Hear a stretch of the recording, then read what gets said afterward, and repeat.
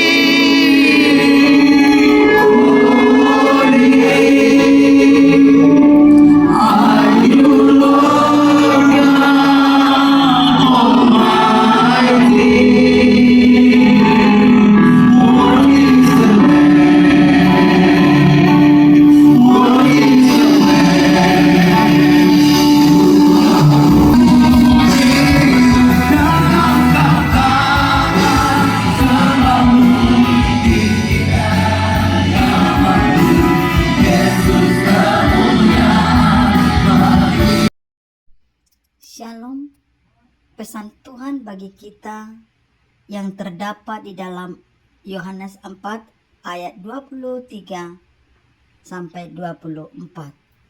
Dulu, tetapi saatnya akan datang dan sudah tiba sekarang, bahwa penyembah-penyembah benar akan menyembah Bapa dalam roh dan kebenaran. Sebab Bapa menghendaki penyembah-penyembah demikian. Allah itu roh, dan barang siapa menyembah Dia harus menyembahnya dalam roh dan kebenaran.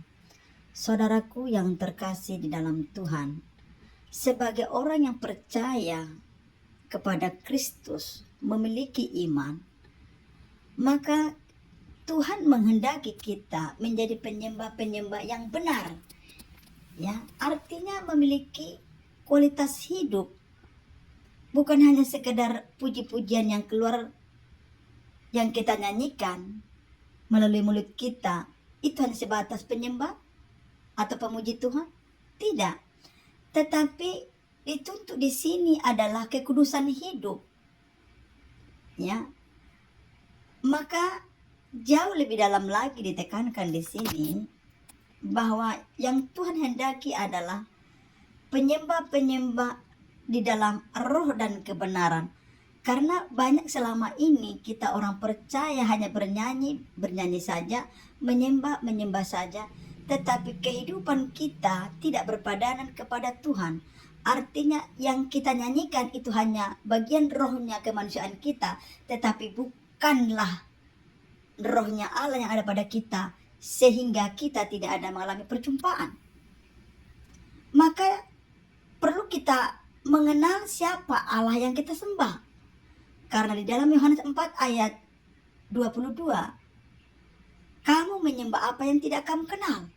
Kami menyembah apa yang kami kenal, sebab keselamatan datang dari bangsa Yahudi. Maka di sini kita sebagai orang percaya yang memiliki iman tentu mengenal siapa Allah yang kita sembah.